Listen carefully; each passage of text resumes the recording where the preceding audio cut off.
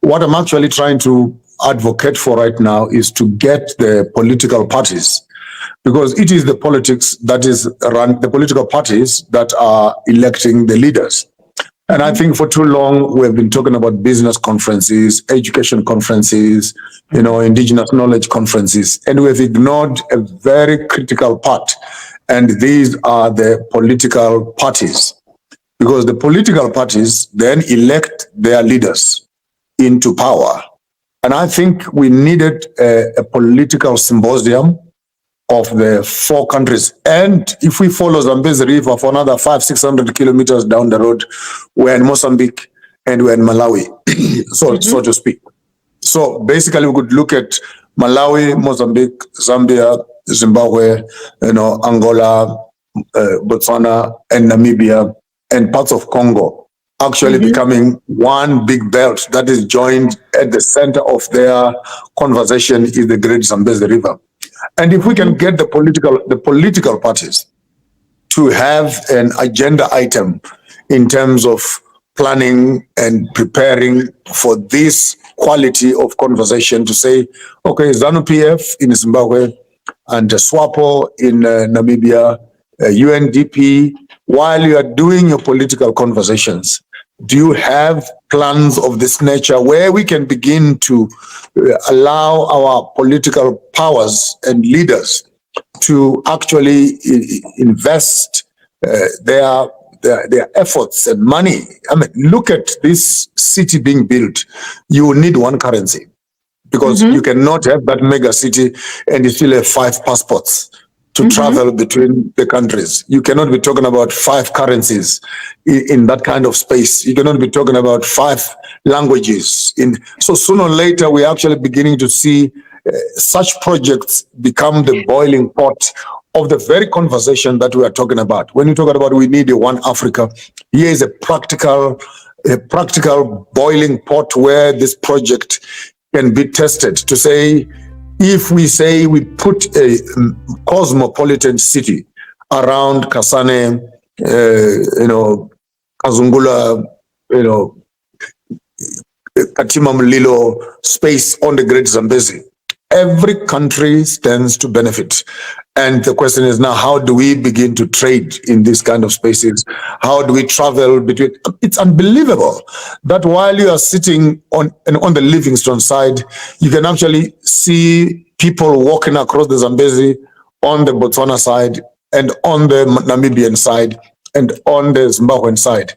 And I'm saying to myself, for crying out loud, the canoes, people are catching fish across.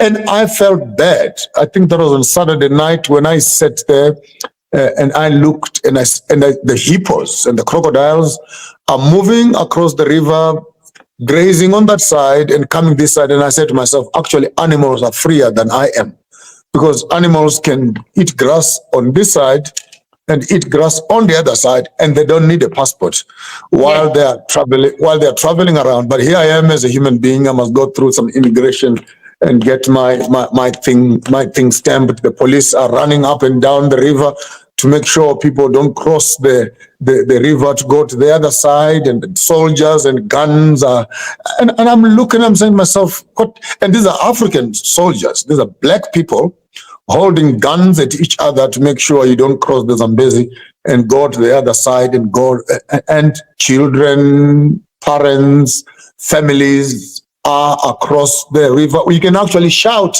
across the Zambezi River to someone there, but they are in a different country than you are. And I think this project for me, it just hit me with such great depth of the impact of the colonial borders that they have. Because children have been married across this river for hundreds of years. I mean, it doesn't make sense that up to now, you can still tell a fisherman that, okay, the fish that you caught is from Zambia. You must go and pay the tax in Botswana, and the water that you're drinking is in Namibia. You must go and report it to Angola. It doesn't make sense for the life of me. No, that we could be in this so-called African independence, yet we are not even experiencing, practicing, or having a life. enjoying the benefits of, right now, the water is so low on the Zambezi River. In some certain spaces, you can actually walk across. You can literally walk across the Zambezi from one end to the other. And it is that amount of connectivity that I would like to start encouraging the political parties, in particular, the political parties, to say, please, can you stop giving us manifestos of slogans and begin to do practical impact community changing projects that the Zimbabwean government, Botswana, Namibia, Angola governments could begin to think constructively for the sake of the people. And I can put it on record that before his Excellency Dr. Hagi Genkop passed away, I had a conversation with him, which is right here on your YouTube channel. Some of the things were edited out of the interview. But one of the issues I raised with him is that the Botswana government and the Namibian government were walking across the borders, shooting people that were crossing the borders. And I had a heart-to-heart conversation with Dr. Hagi, and I challenged him. I said, you cannot be a liberation leader, and yet your black soldiers are killing black people. Who are the Khoisan, the Nambias, and the Himbas, who have not known borders, and they are walking across because the government here. And I'm glad Dr. Hagi phoned His Excellency Masisi in Botswana, and they had a conversation. As I'm speaking right now, before he passed on, the passports were removed between Namibia and Botswana. As we talk right now, I will not take credit, but I made a follow-up call with Masisi. I spoke to my president in Zimbabwe, and as I'm talking to you right now, Zimbabwe and Botswana have also removed the passport control measures. I'm trying to reach out to Hakainde in Zambia to see if we can actually begin to do a Namibia, Zambia, Angola, Botswana, Zimbabwe, a borderless economy. For me, that's a great achievement, which I'm very excited to we'll keep on making noise. Those who can hear will hear. Those who think we are just waffling and making noise, it's okay.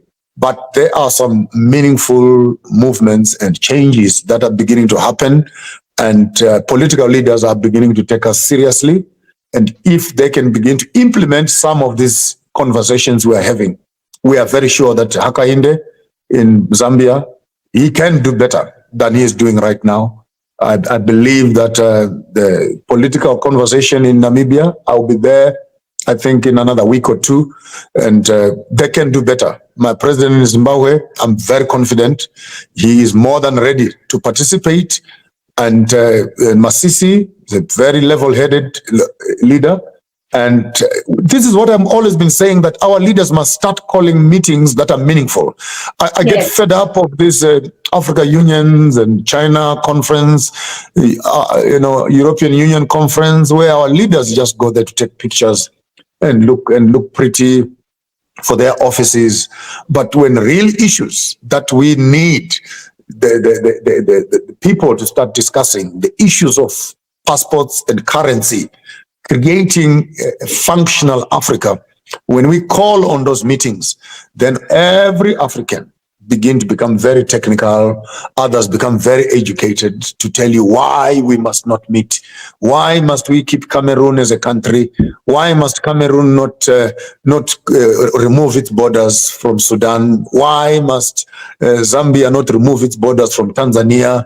And then people become so educated, and you ask yourself the question, if colonialism was bad, then how can we be glorifying the borders that created the governments and the countries which we call countries, which I have come to call provinces right now? They are not countries. They are literally provinces. You can't tell me that across the river is another country, for crying out loud. So we needed to begin to have that in-depth conversation where our leaders must not look at their political powers into governments and constantly consider the Berlin Conference as the alpha and omega of African identity. And if the Berlin Conference is wrong, and was wrong, then I am right when I say that all African governments are illegitimate. They are illegitimate on one sentence. They are built on the borders that are colonial. And if those borders were built by Berlin Conference, how can we say that a government is standing on the Berlin Conference demarcations, and yet we condemn Berlin Conference as wrong? When we condemn Berlin Conference, let's condemn the borders and the leaders that are coming with those borders.